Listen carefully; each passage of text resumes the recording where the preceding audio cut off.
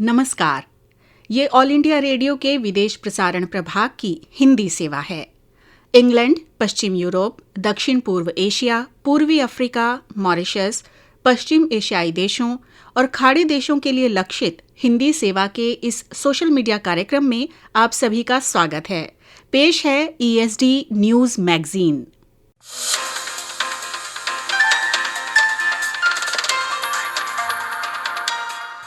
ये all India radio की हिंदी सेवा है। अब आप मनोज कुमार चौधरी से राष्ट्रीय और अंतर्राष्ट्रीय जगत के समाचार सुनिए। एशियाई विकास बैंक ADB तथा भारत सरकार ने कल मध्य प्रदेश में जल आपूर्ति तथा एकीकृत झंझा नीर और गंदे नाले के प्रबंधन संबंधी मूलभूत संरचना को विकसित करने तथा उन्नत सेवा सुपुर्दगी के लिए शहरी स्थानीय निकायों ULBs की क्षमताओं को सशक्त बनाने के लिए $270 मिलियन के ऋण समझौते पर हस्ताक्षर किए।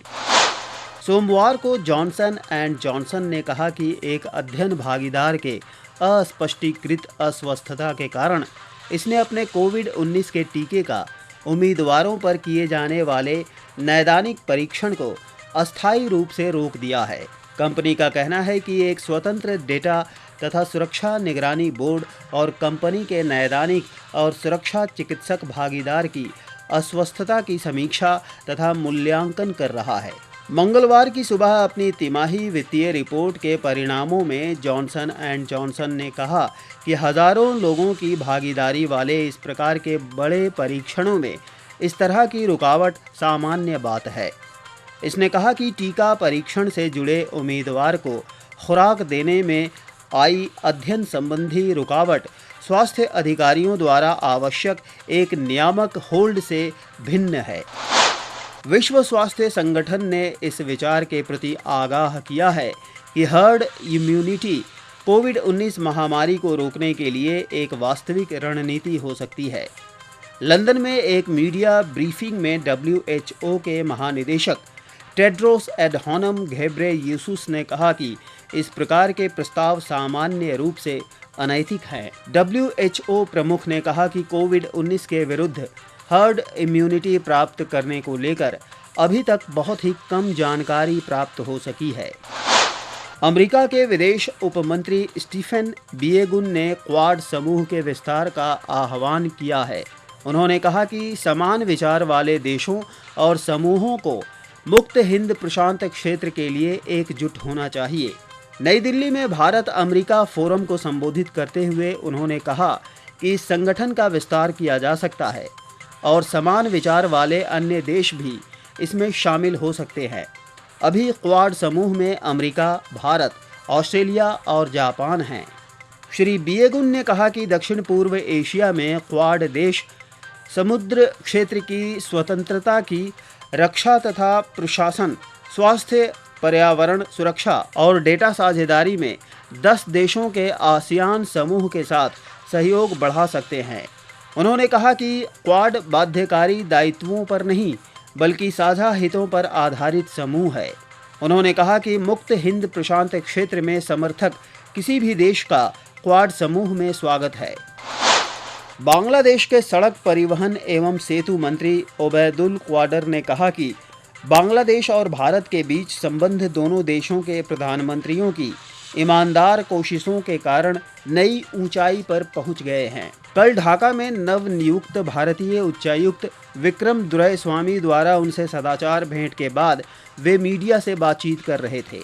बांग्लादेश भारत संबंधों को बहुआयामी बताते हुए श्री क्वाडर ने कहा कि भूमि सीमा और कुछ अन्य जटिल समस्याएं जैसे दीर्घकालीन आपसी मसले हल किए जा चुके हैं, जबकि दोनों देशों के बीच नदी जल बंटवारे जैसी समस्याओं को हल करने की दिशा में प्रगति हुई है। उन्होंने कहा कि दोनों देशों के बीच संयुक्त कार्यकारी समूह जल से जुड़ी अर्थव्यवस्था में छिपी क्षमता के दोहन में भी जुटे हुए हैं। चीन में कोरोना संक्रमण फिर उभरने की खबर है। पूर्वी चीन के किंगदाओ में 12 लोगों में कोरोना संक्रमण की पुष्टि हुई है। इनमें 6 लोगों में कोई लक्षण नहीं था। रविवार को भी 3 लोगों में संक्रमण मिला था। अगले 5 दिन में 90 लाख से अधिक लोगों की जांच की जाएगी। सभी नए संक्रमित किंगदाओ चेस्ट हॉस्पिटल से जुड़े हैं। ये अस्पताल विदेशी कोविड रोगियों के लिए निर्दिष्ट चिकित्सा संस्थान है।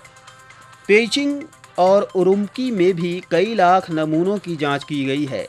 जून महीने में पेइचिंग में कुछ लोगों में संक्रमण के फिर उभरने के बाद स्वास्थ्य विभाग काफ़ी सतर्कता बरत रहा है। प्रधानमंत्री नरेंद्र मोदी ने कहा कि वित्त मंत्री निर्मला सीतारामन की घोषणाएं समय से किए गए उपाय हैं, जिनसे उपभोक्ताओं के खर्च करने की क्षमता बढ़ेगी और पूंजीगत व्यय में भी बढ़ोतरी होगी। श्री मोदी ने एक ट्वीट में कहा कि इन उपायों से अर्थव्यवस्था में मांग में तेजी आएगी। वित्त मंत्री निर्मला सीतारामन ने कहा है कि केंद्र उन राज्यों को ऋण लेने में मदद करेगा जो जीएसटी राजस्व नुकसान की भरपाई के लिए प्रस्तावित उधारी विकल्प अपनाना चाहते हैं। कोविड महामारी के कारण राज्यों की जीएसटी क्षतिपूर्ति के उपायों पर अधिकांश राज्य और केंद्र शासित प्रदेश के वित्त मंत्री सहमत हैं। नई दिल्ली में कल जीएसटी परिषद की 43वीं बैठक के बाद वित्त मंत्री निर्मला सीतारामन ने बताया कि 21 राज्य और केंद्र शासित प्रदेशों ने उधार लेने के विकल्प पर सहमति व्यक्त की है, लेकिन इस मुद्दे पर अभी आम सहमति बनाई जानी है। उन्होंने कहा कि परिषद उन राज्यों से बातचीत कर मतभेद हल करने का प्रयास करेगी जो चाहते हैं कि केंद्र उधार लेकर उनके नुकसान की भरपाई करे। वित्त मंत्री ने आश्वासन दिया कि यदि केंद्र उधार लेकर राज्यों की क्षतिपूर्ति का भुगतान करता है तो इससे सरकार और निजी क्षेत्र दोनों की उधारी लागत बढ़ेगी। उन्होंने कहा कि सरकारी प्रतिभूतियों में किसी बढ़ोतरी से अन्य कंपनियों की उधारी लागत बढ़ेगी। श्रीमती सीतारामन ने राज्यों को भरोसा दिलाया कि उनके ऋण की मूल राशि और पूरे ब्याज का भुगतान क्षतिपूर्ति उपकर से किया जाएगा। जीएसटी परिषद उपकर की अवधि 5 वर्ष की तय सीमा से पहले ही बढ़ा चुकी है। पहले ये जून 2022 में समाप्त हो रही थी। पिछले 5 सप्ताहों से देश में कोविड-19 के दैनिक मामलों में लगातार गिरावट हो रही है। करीब 1 महीने पहले कोविड महामारी के दैनिक मामलों की संख्या करीब 90,000 थी, जबकि पिछले 24 घंटों में कोविड-19 के केवल 55,000 नए मामले सामने आए। इलाज करा रहे रोगियों की संख्या की दृष्टि से भी स्थिति में सुधार हुआ है और इस समय देश में करीब 8,38,000 मरीजों का इलाज चल रहा है। पिछले 24 घंटों में करीब 78,000 रोगी स्वस्थ हुए हैं और संक्रमित लोगों में से सिर्फ 11.69% को अस्पताल में भर्ती कराने की ज़रूरत पड़ी है। देश में स्वस्थ हो रहे रोगियों की संख्या में बढ़ोतरी का सिलसिला भी जारी है और इलाज करा रहे रोगियों की तुलना में स्वस्थ हुए लोगों की संख्या करीब 7.5 गुना अधिक है। देश में अब तक स्वस्थ होने की दर 86.78% हो गई है। अब तक करीब 62,30,000 रोगी स्वस्थ हुए हैं और ठीक हो रहे रोगियों की संख्या की दृष्टि से भारत विश्व में सबसे ऊपर बना हुआ है। 16 अक्टूबर 2020 को केंद्रीय विधि मंत्री श्री रविशंकर प्रसाद शंघाई सहयोग संगठन SCO की 7वीं न्याय मंत्रियों की बैठक की मेज़बानी करेंगे। SCO की न्याय मंत्रियों की बैठक में सदस्य राज्य विवादों का समाधान करने के लिए अनुकूल स्थितियों को उत्पन्न करते हुए सहयोग के क्षेत्रों पर विचार विमर्श करने के साथ साथ फॉरेंसिक गतिविधियों और कानूनी सेवा पर विशेषज्ञों के कामकाजी समूहों की कार्यकारी योजना को क्रियान्वित करेंगे। 13 तथा 14 अक्टूबर 2020 को विधि विभाग कार्यकारी समूह के विशेषज्ञों की दूसरी बैठक की मेज़बानी भी करेगा। संसद में बहुमत मिलने का दावा करने के बाद मलेशिया के विपक्षी नेता अनवर इब्राहिम मंगलवार को एक नई सरकार गठित करने के लिए राष्ट्र के किंग के साथ बैठक करेंगे। कोरोना वायरस महामारी को संबोधित करने के लिए लगातार लॉकडाउन के पक्षधरों का तीव्रता से विरोध करते हुए अमेरिकी राष्ट्रपति डोनाल्ड ट्रंप ने कहा कि उपचार समस्या से बदतर नहीं हो सकता है। इक्विटी के बेंचमार्क सेंसेक्स तथा निफ्टी सजगता के साथ खुली क्योंकि बाजार के भागीदारों ने 8 सत्रों की बाजार की कवायद के बाद उच्चतर स्तरों पर लाभ अर्जित करने को प्राथमिकता दी। मंगलवार को एशिया में शेयर के भाव काफ़ी नीचे रहे। क्योंकि निवेशक चीनी व्यापार आंकड़े के आने की प्रतीक्षा में रहे। अभिनेता Joshua Jackson peacock series doctor death में मुख्य भूमिका निभाएंगे, जो इसी नाम के वॉन्डरी पॉडकास्ट पर आधारित है। 1952 में हेलसिंकी ओलंपिक्स में 400 मीटर की बाधा दौड़ के चैंपियन चार्ली मूर का 91 वर्ष की आयु में निधन हो गया। इसके साथ ही ये समाचार बुलेटिन अब समाप्त हुआ। नमस्कार।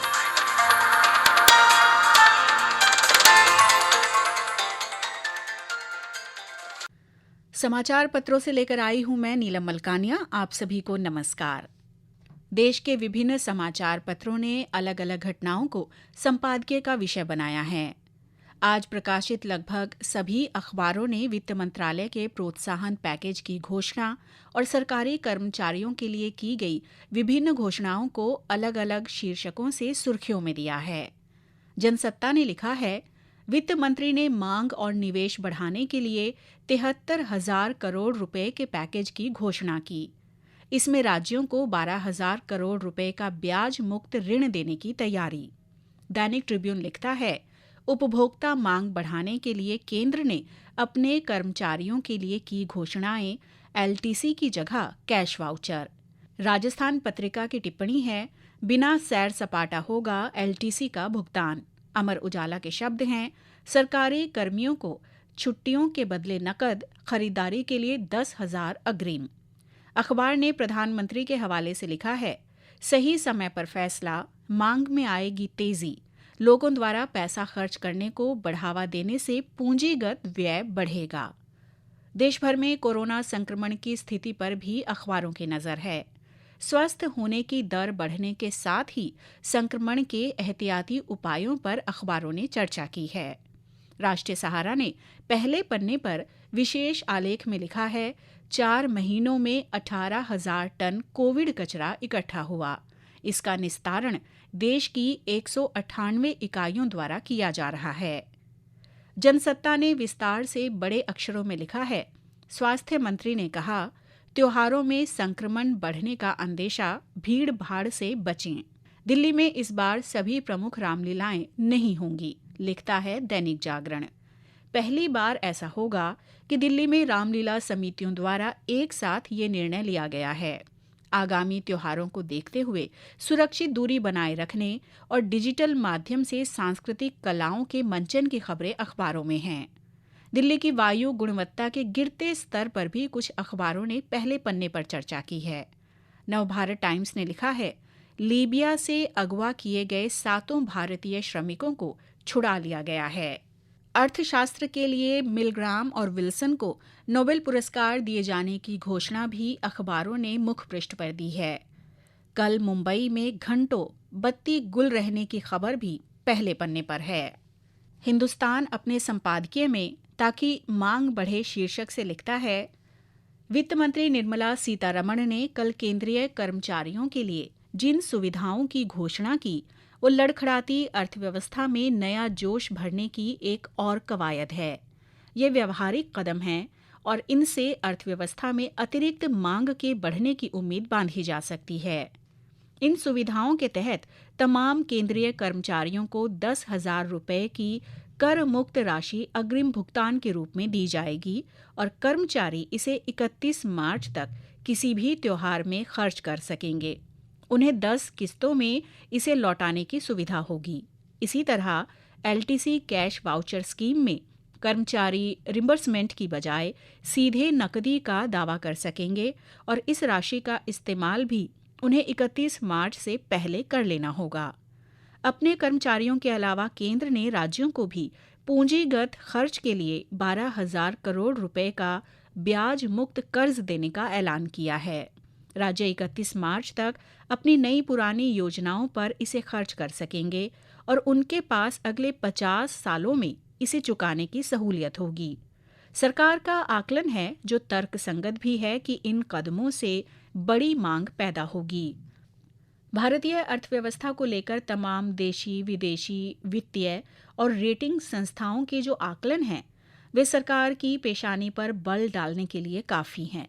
हालांकि अनलॉक की प्रक्रिया के आगे बढ़ने के बाद बाजार में स्थितियां कुछ सुधरी हैं।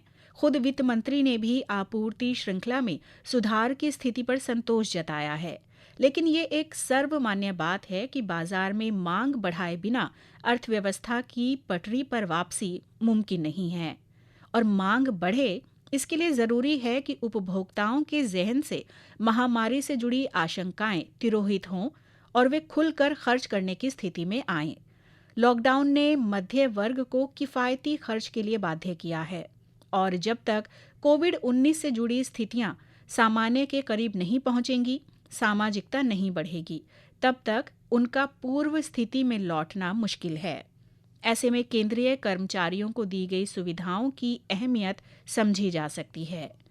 दुनिया भर के कई अर्थशास्त्री और विपक्ष के नेता केंद्र सरकार से अपील करते रहे हैं कि अर्थव्यवस्था में जान डालने के लिए उसे गरीबों की जेब में कुछ अरसे तक पैसे डालने पड़ेंगे ताकि बाजार में मांग की स्थिति सुधरे। उनका जोर खासकर ग्रामीण अर्थव्यवस्था में ऊर्जा पैदा करने पर रहा है। भारतीय अर्थव्यवस्था को सहारा देने की इसकी क्षमता असंदिग्ध है। कोरोना काल ने तो इसके प्रामाणिक आधार भी मुहैया करवाए हैं। जब सभी क्षेत्रों की विकास दर जमीन पर लेट रही थी, तब कृषि क्षेत्र देश को उम्मीद की रोशनी दिखा रहा था।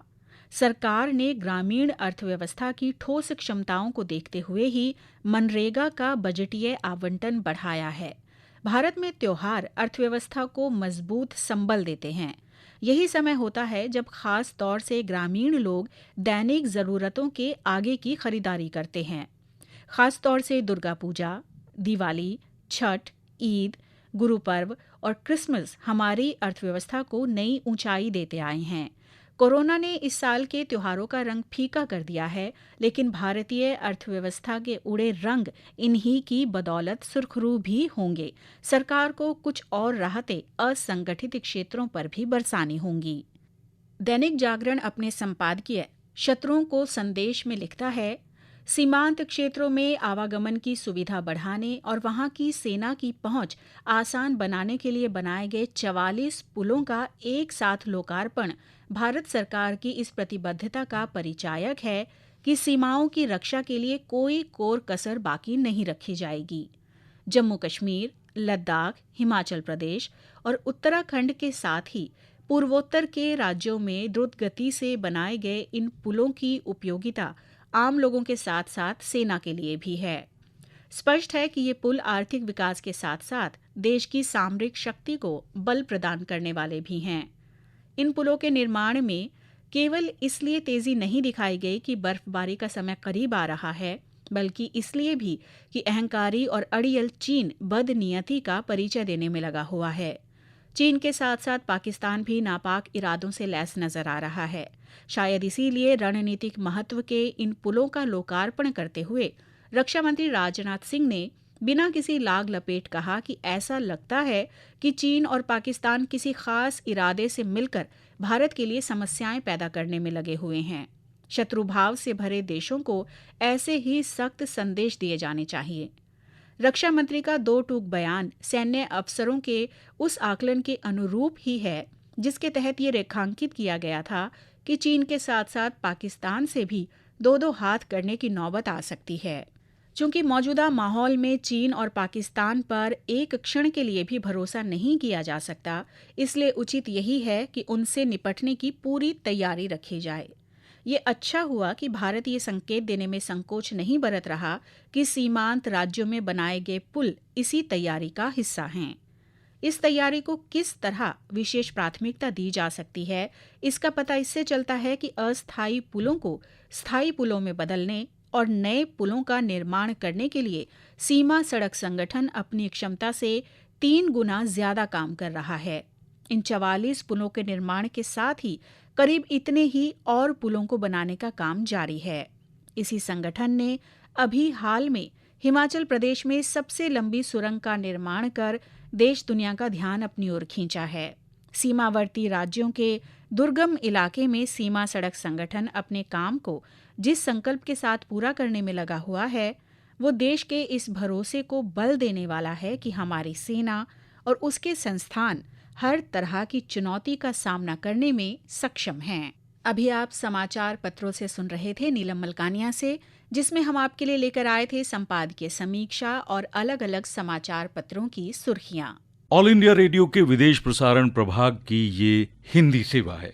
सामयिक वार्ता में आज सुनिए विमान बोशु का आलेख। विषय है भारत का नवीनतम विकिरण रोधी प्रक्षेपास्त्र। स्वर मुनीश शर्मा का। पिछले हफ्ते नई पीढ़ी के विकिरण रोधी प्रक्षेपास्त्र रुद्रम प्रथम के सफल परीक्षण के साथ ही भारत ने रक्षा तैयारियों की दिशा में एक निर्णायक कदम उठा लिया है। भारत के रक्षा अनुसंधान एवं विकास संगठन DRDO ने इसका विकास किया है। इसका लक्ष्य है हवाई युद्ध में भारत को तकनीकी श्रेष्ठता प्रदान करना। भारत के पूर्वी तट पर ओडिशा के बालासोर जिले में चांदीपुर प्रक्षेपास्त्र परीक्षण रेंज पर इसका परीक्षण एक सुखोई 30 मैक 1 विमान से किया गया। पहले व्हीलर और अब अब्दुल कलाम द्वीप के नाम से मशहूर टापू पर स्थित एक विकिरण लक्ष्य पर इस मिसाइल ने अचूक निशाना साधा और इसके साथ ही भारत ऐसे कुछ चुनिंदा देशों में शामिल हो गया है जिनके पास ये स्वदेशी क्षमता है कि वो हवा से विकिरण रोधी मिसाइल से रडार को नष्ट कर सकें। इससे भारत की हवाई युद्ध क्षमता में निस्संदेह वृद्धि होनी चाहिए। भारत के रक्षा मंत्री ने इस सफल परीक्षण को महत्वपूर्ण उपलब्धि बताते हुए DRDO को बधाई दी है। एक विकिरण रोधी मिसाइल हवा से जमीन पर मार करने से पहले दुश्मन के रेडियो उत्सर्जन स्रोत को अपना लक्ष्य बनाती है। अपनी श्रेणी के अधिकांश आयुधों की भांति रुद्रम प्रथम एक ऐसी प्रणाली के साथ काम करती है जिसमें ये रडार की तलाश करते हुए उससे उत्सर्जित विकिरण को पहचान लेती है। आमतौर पर इससे दुश्मन का रडार नष्ट किया जाता है, लेकिन जैमर्स और रेडियो उपकरणों को भी इससे निशाना बनाया जा सकता है। दुश्मन की पूर्व सचेतक प्रणाली वाले रडार और कमांड तथा कंट्रोल सिस्टम को नष्ट करना महत्वपूर्ण होता है, क्योंकि इससे वो आने वाले हमलावर वायुयान का पता लगाने में अक्षम हो जाता है। रुद्रम प्रथम ध्वनि की गति से 2 गुना यानी मैक 2 की गति से धावा बोलता है और हवा से जमीन पर मार करते हुए दुश्मन की पूर्व सूचना प्रणाली को ये ध्वस्त कर डालता है। जब दुश्मन की पूर्व सूचना प्रणाली ध्वस्त हो जाती है तब और हमले करना आसान हो जाता है। राडार ही जमीन से हवा में जाने वाली मिसाइलों को निर्देशित करते हैं। उनके नष्ट होने पर भारत के लड़ाकू विमान अपने अभियानों को और सरलता से अंजाम दे पाएंगे। इस तरह की मिसाइल को विकसित करना एक बहुत ही चुनौतीपूर्ण कार्य रहा, क्योंकि जिन अत्याधुनिक लड़ाकू विमानों से इसे छोड़ा जाता है उनकी संरचना काफी जटिल हुआ करती है और उनसे तालमेल बैठाकर ही ये विकिरण का पता लगाकर अपना लक्ष्य लॉक करके उसको भेदने में सफल होती है।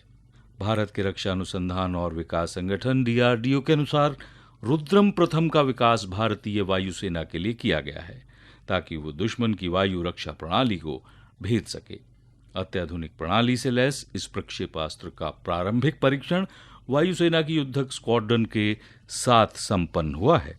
इसे तैयार करते समय ये ध्यान रखा गया है कि भारतीय वायुसेना के सुखोई 30 मैक 1 के साथ ही इसे दासो, मिराज 2000, जगुआर और तेजस से भी छोड़ा जा सके।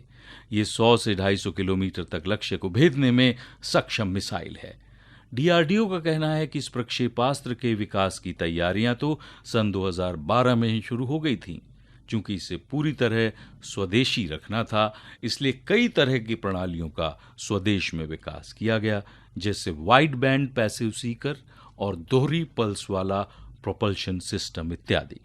मिसाइल लक्ष्य की ओर रवाना होने के बाद भी इसे निर्देशित किया जाता है और इसमें संवेदकों और विमान में लगे कंप्यूटर की मदद ली जाती है, जो ऑटो पायलट मोड में इससे निरंतर लक्ष्य की ओर लक्षित, निर्देशित और गतिशील रखता है।